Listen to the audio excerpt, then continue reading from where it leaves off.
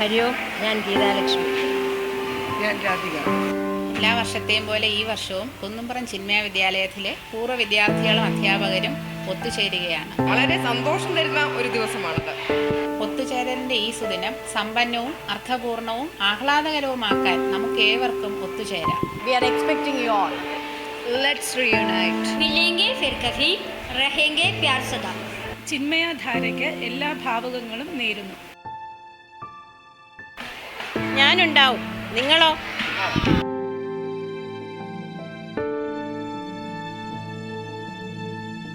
December 24 നിങ്ങൾ എത്തുമെന്ന വിശ്വാസത്തോടെ നിങ്ങളുടെ സ്വന്തം ജയശങ്കർ.